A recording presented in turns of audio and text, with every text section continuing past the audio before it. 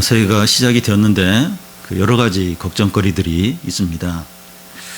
총선이 100일 앞으로 다가왔는데 선거 결과가 어떻게 될지, 또 핵무기에 대한 북미 협상에 따라서 남북한 관계가 어떻게 될지, 또 집값이나 전셋값은 얼마나 오를지, 또 경제가 안 좋은데 청년들의 취업 문제나 자영업자들이나 회사의 구조조정은 어떻게 될지, 대학 입시 정책은 어떻게 바뀔지, 또 미세먼지는 얼마나 심할지, 이런 것들을 생각하면 답답하고 힘들 수 있습니다.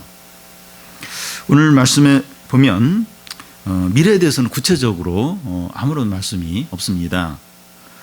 말씀을 아무리 봐도 올 한 해 경제가 어떻게 될지, 또 부동산 시장의 흐름은 어떻게 될지 말하고 있지 않습니다. 그렇지만 에베소서 이 말씀은 미래에 이제 궁극적으로 일어날 일들과 또 미래가 하나님의 계획대로 이루어질 것을 말씀합니다. 새해에도 이 경제 위기와 북한의 핵무기 개발 소식과 또 사고들과 자연재해 소식들이 계속 있을 겁니다. 그렇지만 그런 가운데서도 우리는 이 세상이 하나님의 계획대로 이루어질 것을 믿습니다. 세상 만물을 지으신 하나님께서 이 에베소서를 통해서 이 세상이 앞으로 어떻게 될 것을 말씀하십니다. 미국이나 중국이나 이 정치인들이 세상을 좌우하는 것이 아니라 하나님의 때, 하나님의 계획대로 이루어집니다. 이 기업 내 일들을 CEO가 결정을 하듯이 이 세상의 일들을 하나님께서 결정하는 것은 당연합니다. 이 세상뿐만 아니라 우리 교회와 우리 가정과 각 개인의 삶이 하나님의 때와 계획에 따라서 이루어집니다. 오늘 말씀이 한 해를 시작하는 우리에게 담대함과 확신과 소망을 주기를 원합니다. 먼저 이제 때가 찬 경륜입니다. 우리의 때와 하나님의 때는 다릅니다. 우리의 때는 우리가 원하거나 상황적으로 필요하거나 또 다른 사람이 요구하면 그때가 우리의 때입니다. 그런데 하나님의 때는 우리의 목적과 계획에 따라서 결정됩니다.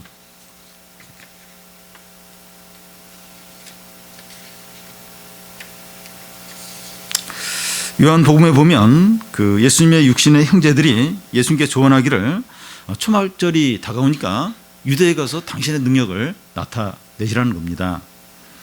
자기를 나타내려고 하는 사람들 중에 묻혀서 사람이 없는 것처럼 유대에 가서 당신의 능력을 나타내라고 권합니다.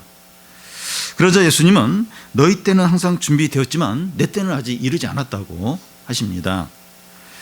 하나님은 어떤 일을 하실 때 하나님의 때에 따라서 하십니다. 9절을 보면 그의 뜻의 비밀을 우리에게 알리신 것이요 그의 기뻐하심에 따라 그리스도 안에서 때가 찬 경륜을 위하여 예정하신 것이니, 여기 때는 이제 시간을 말하는데 두 가지 의미가 있습니다. 하나는 헬라어로 크로노스라고 해서 날짜를 말합니다. 2019년이나 2020년 1월 15일 이런 것처럼 보통 우리가 사용하는 날짜의 의미로서 때를 말합니다. 그런데 다른 하나의 때의 개념은 헬라어의 카이로스라고 해서 하나님의 목적이 성취되는 때를 이제 의미합니다. 이 카이로스는 날짜로서의 때가 아니라 하나님의 목적이 이루어지는 때를 말합니다. 하나님께서는 하루가 천년 가고 천년이 하루 같으십니다. 하나님의 때는 우리가 생각하는 날짜로서의 때와 다릅니다. 오늘 본문 말씀에 나오는 때가 이제 날짜의 개념이 아니라 이 하나님의 목적을 이루는 때를 이제 말합니다. 그러면 이 때가 차서 이루어진 하나님의 목적이 뭡니까? 때가 차서 이루어진 하나님의 목적, 이게 뭘까요? 갈라디아서 4장에 보면 때가 참에 하나님이 그 아들을 보내사 여자에게 나게 하시고 율법 아래 나게 하신 것은 율법 아래 있는 자들을 속량하시고 우리로 아들의 명분을 얻게 하려 하는 것입니다. 7절처럼 그리스도 피로 말미암아 속량 곧 제사함을 받게 하는 것을 말합니다. 다시 말해서 하나님께서 정하신 때 아들을 보내셔서 우리가 이 죄 용서를 받게 하는 겁니다. 이게 이제 때가 차서 이루어진 하나님의 목적입니다. 여기 말해서 여기 보면 때가 차서 이제 하나님의 목적이 이루어진다고 하는데 이게 뭔가 하면 하나님이 정한 때 아들을 보내서 우리 죄를 용서받게 하는 것을 말합니다. 아브라함도 예수님이 오실 때를 바라보고 기뻐하였다고 하고, 다윗도 이 시편에서 내 주께서 내 주께 말씀하시기를 이러면서 그 예수님을 이제 그 다윗도 바라보았습니다. 미가 선지자는 예수님이 태어나실 것을 700년 전에 예언을 했습니다. 구약의 성도들은 예수님이 여자에게서 언제 태어날까 날짜는 몰랐지만 하나님이 정하신 때 메시아가 반드시 온다 이런 것을 믿었습니다. 여러분, 하나님은 이 하나님의 때 자신의 계획을 이루십니다. 그런데 우리가 신앙생활하면서 답답해하는 이유가 바로 여기에 있습니다. 우리는 예를 들어서 2019년이나 또 2020년 1월 등과 같이 날짜로서 하나님의 때를 생각하는데 우리의 때와 하나님의 때가 다른 겁니다. 하나님은 이 말씀하시고 약속하신 것을 반드시 이루시는데 우리는 우리가 생각하는 날짜에 하나님의 말씀이 이루어지지 않으면 하나님의 말씀이 성취가 되지 않았다 이렇게 여깁니다. 우리는 연말까지 이제 기도 응답이 되기를 기대했는데 그렇게 되지 않았을 때 기도 응답이 안 된 것으로 여깁니다. 우리는 이렇게 딱 날짜를 정해요. 그리고 그때까지 말씀도 성취가 돼야 되고 기도 응답이 돼야 되고, 근데 그때까지 안 되면 하나님의 말씀이 이루어지지 않았다, 응답이 안 되었다 이렇게 여깁니다. 근데 하나님은 말씀하신 것을 반드시 이루십니다. 하나님의 계획은 반드시 성취가 되는데 하나님의 때에 따라서 하십니다. 그래서 신앙생활을 하면서 우리가 배워야 될 게 뭔가 하면 우리의 때와 하나님 때가 다르다 하는 겁니다. 이 청소년들이 이제 성장하고 철이 든다고 하는 것은 이 세상의 일이 자기 생각대로 되지 않고 기다려야 된다 하는 것을 깨닫는 겁니다. 기다려야 되는구나. 이걸 이제 배우는 게 그러면서 이제 철이 드는 거죠. 그러면서 좀 인내를 이제 좀 하게 되는데 그게 이제 좀 이제 성숙해지는 거죠. 그와 같이 우리가 배워야 할 가장 중요한 것 중에 하나가 하나님께서 하나님의 때에 따라서 일하시고 기도 응답을 하신다 하는 것을 이제 배우는 겁니다. 그래서 기다려야 하는구나 하는 것을 이제 배워야 돼요. 기다려야 되는구나. 이걸 이제 배워야 됩니다. 신앙이 어릴 때는 어쩔 수 없어요. 울면 젖주는 식으로 하나님이 하시지만 신앙이 자라면 울어도 이 젖을 주지 않고 이제 기다리도록 하십니다. 아브라함과 사라는 10년을 기다렸지만 하나님 15년을 더 기다리게 하셨습니다. 우리는 우리 때를 하나님의 때에 맞추려는 노력을 계속해서 해야 됩니다. 신앙생활을 하면 할수록 우리의 때를 하나님의 때에 맞추는 그런 노력을 계속해서 해야 됩니다. 그런데 하나님의 때라고 해서 무조건 오래 기다려야만 하는 것은 아닙니다. 너무 빠르고 신속할 수 있습니다. 전에 우리 교회 어떤 청소년이 이제 하는 말이 기도하고 일어나서 방문을 열고 나갔는데 기도가 바로 응답이 되더라는 겁니다. 기도하고 있는데 기도 중에 응답되는 경우도 있습니다. 어떤 경우는 기도하기 전에 응답이 되는 경우도 있습니다. 우리 김동희 집사님을 위해서 우리 교회가 함께 기도하고 있는데 어제 말고 지난 토요일에 이제 병문안을 갔다 온 분들이 하는 말이 김동희 집사님이 이렇게 못 걸으신다는 거예요. 이렇게 손은 이제 잘 움직이시는데 그런 말을 했습니다. 그래서 우리는 지난 주일 오전 예배와 오후 예배 때 김 집사님이 이제 이렇게 걸으실 수 있도록 우리가 이제 계속 기도를 했습니다. 그런데 그날 오후 예배 후에 안민영 집사님이 하는 말이 걸으신다는 거예요. 물론 이제 이렇게 뭘 짚고 이제 걸으시긴 하지만 걸으신다는 겁니다. 그러니까 우리가 막 기도하기 전에 이미 이제 이렇게 이제 걸으신 거죠. 하나님의 때가 우리 생각한 때보다 빠르든지 늦든지 하나님을 신뢰하는 거죠. 새해에는 우리 때와 하나님 때가 다르다는 것을 알고 하나님을 더욱 신뢰하시기를 바랍니다. 이 9절 끝에 이 때가 찬 경륜이 나오는데, 이 경륜이라고 하는 것은 권위자가 세운 어떤 체계나 어떤 계획을 말합니다. 다시 말해서 이 경륜이라고 하는 것은 하나님의 때에 따라서 이루어지는 일을 말합니다. 하나님이 아브라함에게 약속하신 것처럼 그 야곱 가족 70명이 애굽에 내려가서 400년 만에 200만 명의 엄청난 많은 백성으로 증가되고, 그 후에 출애굽해서 40년 동안 광야에서 방향하다가 이 가나안에 들어가서 가나안 족속을 몰아내고 그 땅을 차지하게 됩니다. 근데 거기서 우상 숭배를 해서 바벨론에 끌려가서 70년 만에 다시 돌아와 성전을 짓게 됩니다. 그 후에 때가 되었을 때 약속하신 메시아가 베들레헴에 태어났고, 그가 30세가 되었을 때 공생애를 시작하여 고난당하시고 죽으시고 부활하셔서 하나님 보좌 우편에 올라가셔서 성령을 내려주셨습니다. 이 모든 것이 하나님의 경륜이에요. 하나님의 경륜은 예수님이 다시 오실 때 완성이 돼요. 그때 이제 경륜이 그 완성을 이루게 됩니다.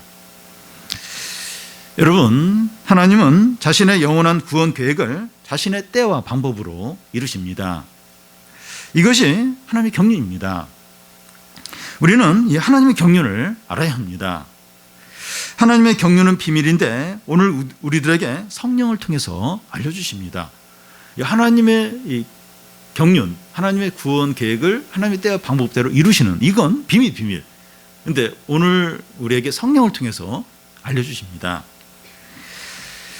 여러분, 우리가 하나님의 말씀을 듣고 성경을 읽으면 세상에 돌아가는 것들, 뭐 부동산 이렇게 시세나 또 주식값의 변동, 이런 건 보이지 않지만 하나님의 경륜이 보입니다.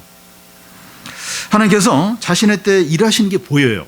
그게 보입니다. 하나님 일하시는 게 보입니다. 하나님의 경륜은 엄청난 큰 그림과 같습니다. 몇 년 전에 외국의 어떤 예술가가 이 밭에 일반 벼하고 또 검은 그 색 벼를 이제 오바마 얼굴 모양으로 이렇게 심어서 그게 이제 멋진 그림이 된 적이 있었습니다. 그 그림은 드론을 높은 상공에 띄워서 이렇게 봐야 이제 그게 보이지, 그 옆에서는 뭐 이게 그림인지 뭔지 알 수가 없습니다. 큰 그림은 멀리서 보아야 알 수 있습니다. 그와 같이 하나님의 경륜은 큰 그림이기 때문에 현재 상황만 보면 알 수 없고 현재 상황만 보면 실패한 것처럼 보입니다. 그런데 이 성경을 보면 엄청나게 위대한 그림인 걸 이제 느끼게 되죠. 우리는 이 하나님의 경륜 가운데서 현재 우리의 삶을 바라봐야 합니다. 당장의 눈앞의 일과 또 한 달과 1년만을 바라보면 우리가 실패한 것 같고 낙오한 것 같이 보일 수 있습니다.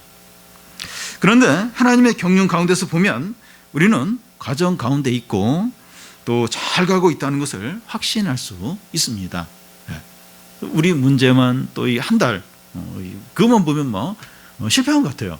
그런데 하나님의 경륜 가운데, 하나님의 큰 그림 가운데서 보면 지금 과정 가운데 있구나, 지금 잘 가고 있구나 하는 확신을 갖게 됩니다.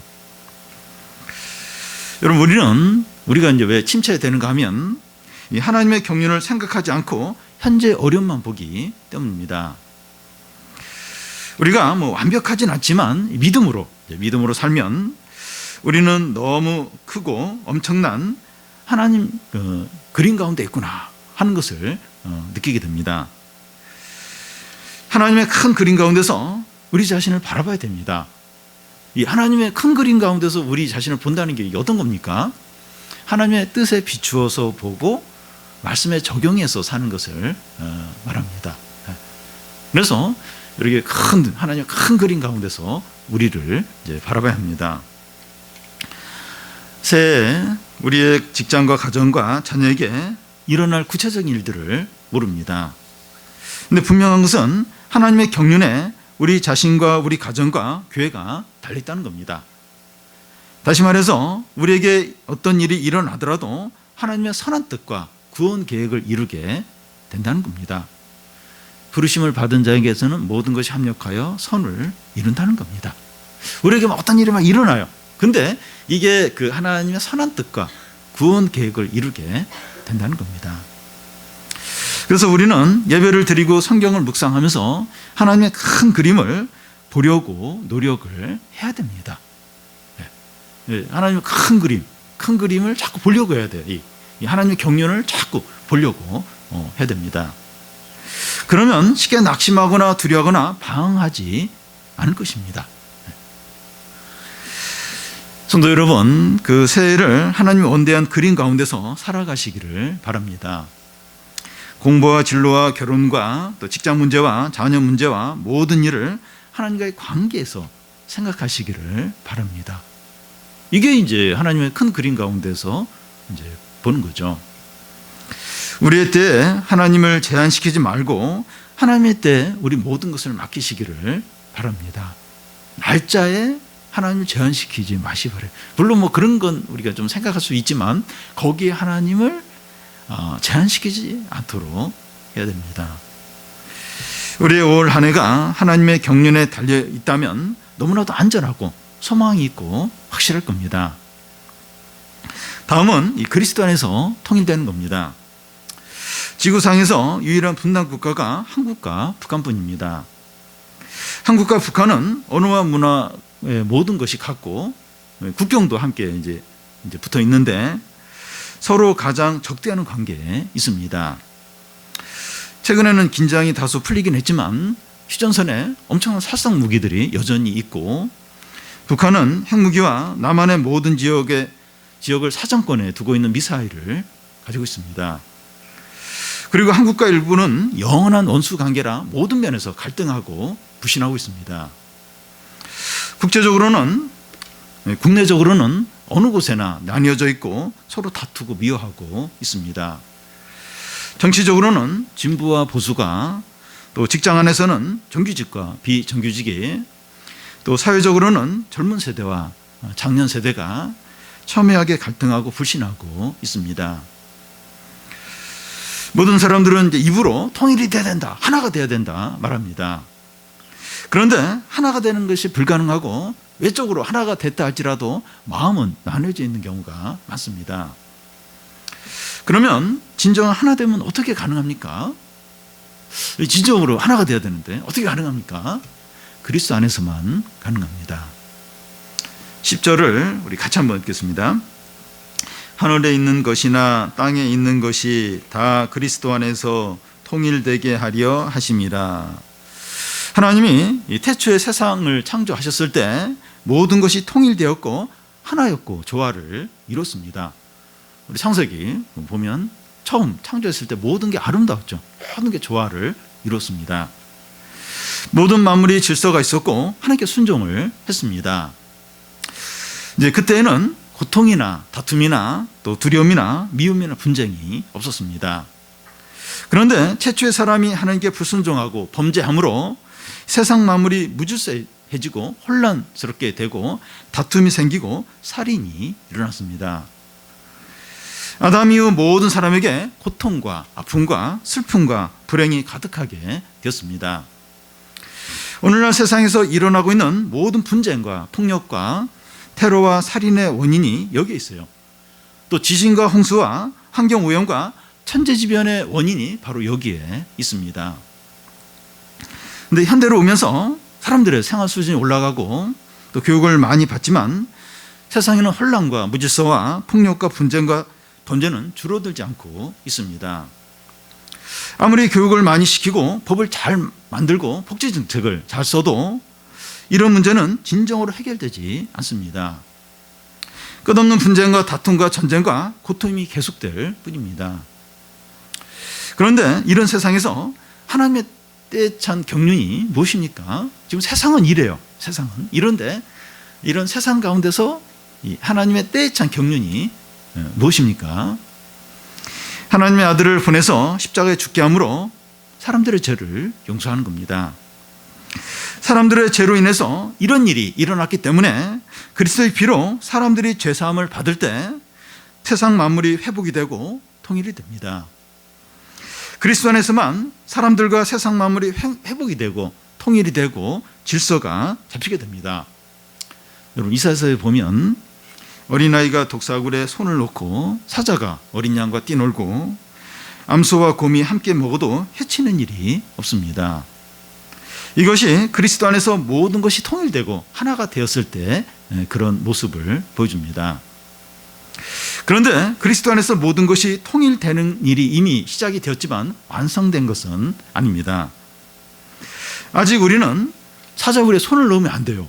이사야의 말씀을 듣고 사자굴에 손을 넣거나 산책을 갔는데 멧돼지를 만났어요. 멧돼지 쓰다듬어 줘 이러면 위험합니다. 그런데 그리스도가 다시 오실 그때는 모든 것이 통일되고 회복되고 하나가 될 것입니다. 여러분 우리가 그 예수 그리스도를 믿는다고 하는 것은 단지 내 영혼만 구원받는 것을 말하지 않습니다. 우리의 모든 것들이 그리스도 안에서 회복되고 정리되고 질서가 잡혀야 됩니다.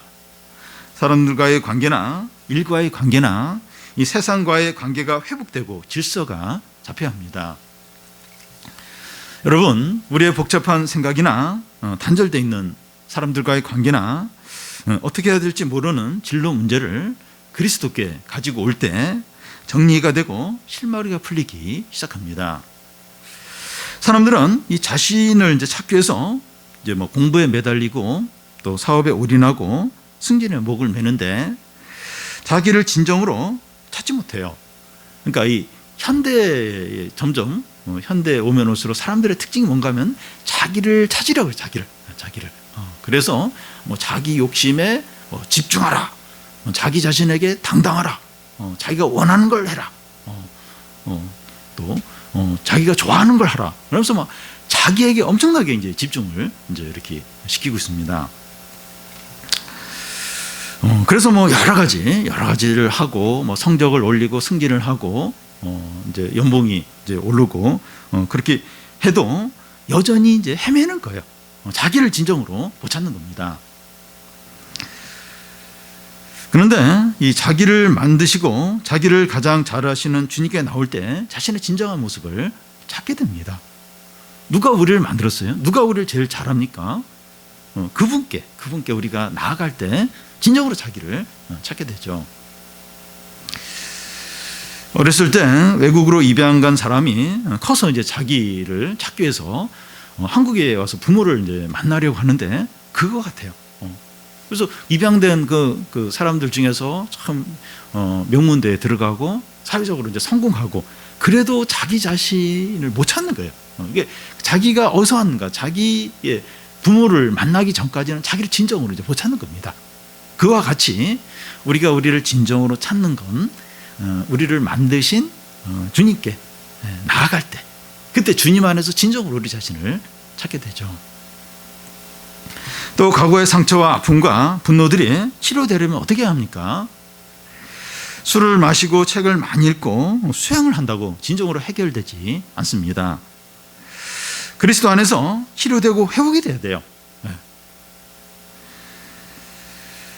하나님께 나와 말씀을 듣고 기도하고 공동체에서 함께 나눌 때 놀랍게 치료되고 회복되는 것을 볼 수 있습니다. 저는 교회 안에서 이런 분들을 많이 보는데 외적으로는 어려워요. 외적으로는 이제 불행하지만 그리스도 안에서 회복이 되어서 자신감이 있고 기쁨이 있고 확신이 있고 항상 감사하며 행복하게 지내는 분들을 보게 됩니다. 어떤 면에서 우리가 좀 그래요. 우리가 이런 여기에 해당이 될 수 있습니다. 여러분, 주님은 우리의 모든 것에 관심을 갖고 계십니다. 우리의 영혼에만 관심을 갖고 있는 것이 아닙니다. 출애굽기에 보면 그 이스라엘 백성들이 애굽의 노예로 있을 때 하나님 모세에게 자녀들과 가축들을 다 데리고 광야로 사흘 길로 와서 제사를 드리라고 하십니다. 애굽 왕 바로는 가축을 두고 가라 하기도 하고 또 자녀를 두고 가라 이렇게 했습니다. 근데 그럴 때마다 모세는 어린 자녀들과 가축을 다 데리고 가서 그 하나님께 예배를 드려야 된다고 그렇게 말합니다. 하나님은 우리의 모든 것을 다 원하시기 때문입니다. 우리의 모든 삶이 거룩하고 흠이 없기를 바라십니다. 너희의 몸을 하나님이 기뻐하시는 거룩한 산제사로 드리라는 겁니다. 하나님은 우리가 하는 모든 일이 그리스도 안에서 이루어지기를 원하십니다. 만약에 우리가 하는 일 중에 그리스도 밖에서 이루어진 일이 있다면 성령이 시기하세요. 이 평안과 기쁨을 빼앗아 가셔서 결국 그것까지 순종하게 하십니다. 우리가 하나님께 많은 걸 맡겼지만 어느 한 영역, 어느 한 가지를 맡기지 않으면 계속 갈등을 주셔서 결국 그것마저 맡기게 하십니다.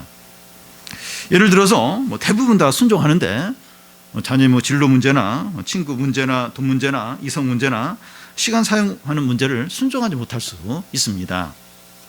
그럴 때 하나님은 계속 우리 마음에 기쁨과 평안을 가져가셔서 결국 그것을 고백하고 순종하게 하십니다. 말씀을 들을 때마다 이 마음을 불편하게 만드는 거예요. 그래서 결국은 이제 순종하게 하시는 겁니다. 또 어떤 사람과 불편한 관계에 있거나 미워하는 사람이 있으면 항상 체한 것처럼 마음이 편하지 않게 하시는 겁니다.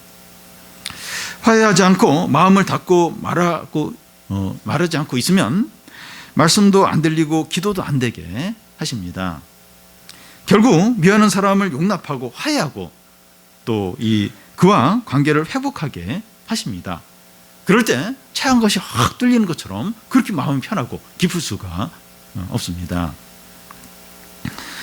성도 여러분, 하나님 우리에게 요구하시는 것은 우리의 모든 것입니다. 우리의 모든 것이 그리스도 안에서 통일되고 정리되고 회복되고 순종되기를 원하십니다. 이것은 그리스도 안에서 하늘에 있는 것이나 땅에 있는 모든 것이 통일되는 차원에서 이루어지게 됩니다.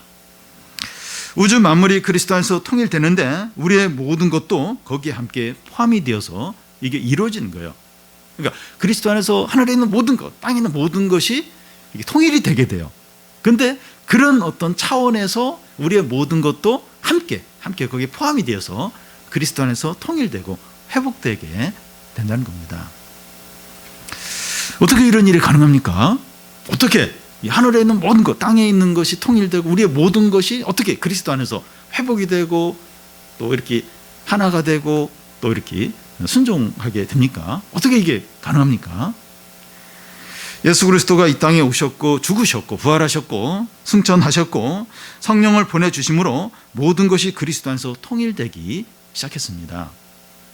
그리스도가 다시 재림할 때 모든 것이 그리스도 안에서 통일되는 것이 완성됩니다. 그러니까 어떻게 땅에 있는 거 하늘에 있는 게 그리스도 안에서 통일되고 또 우리 안에 있는 모든 것이 그리스도 안에서 이렇게 회복이 되고 어떻게 이게 가능할까? 예수께서 오셔서 고난당하시고 죽으시고 부활하시고 승천하시고 성령을 보내주셔서 그리스도 안에서 통일되게 하신 겁니다. 이제 주님이 재림하실 때 이게 딱 완성이 돼요. 이 통일이 완전히 완성이 되게 됩니다. 그러니까 지금 통일되는 과정이죠. 계속 통일이 또 하나 되고 회복이 되고 있습니다. 그러니까 우리 자신도 그리스도 안에서 이렇게 회복이 되고 새롭게 되고 통일이 되어 가고 있어요. 이게 완성이 된 게 아니라 그렇게 지금 많이 되어 가고 있는 거죠. 여러분, 이 세상에 대한 하나님의 궁극적인 목적이 무엇인가 하면 사람들과 세상 만물이 그리스도 안에서 통일이 되는 겁니다. 하나님이 세상을 처음 창조하셨을 때 보기에 심히 좋았더라 하는 것으로 돌아가는 것이고 이사야서에 나오는 것처럼 어린아이들이 독사굴에 넣어도 물리지 않는 주물럭주물럭하고 놀 수 있는 그런 상태로 되는 것이고 나라와 나라들이 칼을 낫으로 만들어 더 이상 싸우지 않는 거죠. 북한의 핵무기들이 전기를 발전시키는데 사용이 되는 겁니다. 그리스도 안에서 우주의 모든 것을 회복시키고 연합시키는 것이 하나님의 궁극적인 목적입니다. 그런데 이 모든 일들이 그리스도 안에서 일어납니다. 세상 모든 사람들에게 일어나는 것이 아니라 그리스도를 믿는 우리에게 일어나요. 그러니까 믿지 않는 사람들, 그런 사람들에게도 이런 일이 일어나는 게 아니라 그리스도를 믿는 우리 안에서 이제 이런 일이 일어납니다. 그래서 우리는 그리스도 안에서의 우주적인 연합과 회복의 관점에서 모든 일을 해야 됩니다. 여러분 지금 스케일이 지금 엄청나게 커지는데 우리가 모든 일을 할 때 이 우주의 어떤 연합, 우주 연합하는 또 우주의 회복, 모든 마음 회복, 그 차원에서 우리가 그걸 이제 바라보면서 모든 일을 해야 됩니다. 그러니까 나의 어떤 이익, 내 어떤 만족, 이런 그래서 이걸 할까 말까, 그게 아니라 이 우주적인 모든 것의 연합, 회복 차원에서 그걸 바라보면서 이제 우리가 이제 이렇게 뭐든지 이제 해야 하는 겁니다. 우리 자신의 삶과 가정과 교회와 이 하는 일들과 만나는 사람들과의 관계를 그리스도 안에서 회복시키고 정리하고 질서를 잡아야 됩니다. 우리가 하는 모든 일을 그리스도 안에서 이렇게 회복시키고 새롭게 하고 질서를 잡아야 합니다. 남들보다 많이 하고 빨리 하고 높이 올라가는 것이 중요한 것이 아니라 그리스도 안에서 하는 것이 중요합니다. 빨리 어떤 결과물을 빨리 만들어내고 남들도 앞서고 성적을 잘 받고 연봉이 올라가고 그게 우리에게 중요한 것이 아니라 그리스도 안에서 모든 일을 하는 게 중요합니다. 하나님의 보시기에 좋고 하나님의 뜻에 일치하는 것이 중요합니다. 주님 보실 때 어떨까? 또 주님 뜻에 일치할까? 하는 것이 중요합니다. 무엇을 하든지 이런 원칙으로 해야 됩니다. 지금 그리스도 안에서 온 우주가 이렇게 연합이 되고 있어요. 또 회복이 되고 있어요. 그런 가운데서 우리의 모든 것도 지금 회복이 되고 이렇게 연합이 되어 갑니다. 그 차원에서 모든 것을 하는 겁니다. 공부를 하든지 직장생활을 하든지 그 차원에서 그리스도 안에서 회복되고 새롭게 되고 질서가 잡히는 그 차원에서 해야 됩니다. 이게 이제 우리를 향한 하나님의 궁극적인 뜻이고 목적입니다. 너무 이렇게 내중심적으로 내 필요와 그게 아니에요. 그건 이제 미지한 사람들이, 하나님 없는 사람들이 그렇게 하는 거고, 그리스도의 구원과 부활과 하나님의 뜻을 아는 우리들은 이런 원칙과 이런 차원에서 이제 모든 걸 바라보면서 해야 됩니다. 여러분, 하나님이 우리를 창세전에 선택하시고 아들의 피로 구원하시고 우리의 죄를 용서하신 목적이 여기에 있습니다. 창세전에 우리를 선택하셨어요. 또 우리를 아들의 십자가의 죽음을 통해서 구원하셨습니다. 우리의 모든 죄를 용서하셨어요. 그 목적이 뭘까? 단지 그냥 이렇게 마음 편안하게 좀 하는 일 잘 되고 그러도록 이 모든 일을 하신 게 아니라는 겁니다. 하나님이 가장 기뻐하시는 것은 우리가 그리스도 안에서 모든 일을 정리하고 질서를 잡고 순종을 하는 겁니다. 하나님 나에게 진짜 원하시는 게 뭘까? 바로 이겁니다. 이거. 오늘 새해 첫 주일인데 우리가 새해를 시작하면서 그리스도 안에서 생각을 정리하고 삶의 우선순위를 세우고 사람과의 관계를 회복하시기를 바랍니다. 지금 여기서 하시기 바라요. 지금 여기서. 이번 주 좀 한번 생각해 봐야겠다. 그게 아니, 지금 여기서 삶의 우선순위를 정하는 그리스도 안에서 사람과의 관계를 회복을 하는 겁니다. 새롭게 되는 거예요. 새롭게 질서를 잡는 질서가 안 잡혀 있어요. 질서가 시간 사용에 이게 집안일 질서가 안 잡혀 있어요. 질서를 잡. 사람과의 관계도 다시 새롭게 지금 여기서 하는 겁니다. 성도 여러분, 우리는 올 한 해 어떤 일이 일어나고 또 어떤 어려움이 있을지 모릅니다. 남편과 관계가 위기로 치달을 수 있고, 경제가 더 어려울 수 있고, 가정에 아픔이 있을 수 있고, 건강이 안 좋아질 수도 있고, 직장의 위기가 생길 수 있고, 자녀에게 어려움이 생길 수도 있습니다. 근데 우리가 분명히 아는 것은 어려움과 위기들이 있겠지만 하나님의 때에 찬 경륜에 따라서 모든 일이 일어난다는 겁니다. 하나님의 때에 찬 경륜에 따라서 모든 일이 일어난다는 거예요. 모든 일이 이루어진다는 겁니다.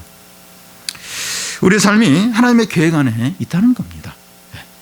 부름을 받은 자에게는 모든 것이 합력하여 선을 이룬다는 겁니다. 하나님의 계획 가운데, 큰 그림 가운데 있다는 거예요. 우리가 끝까지 이렇게 믿음으로 살면 그게 다 어떤 하나님의 선한 뜻을 이루고 하나님의 구원 계획을 이루는데 사용이 된다는 겁니다.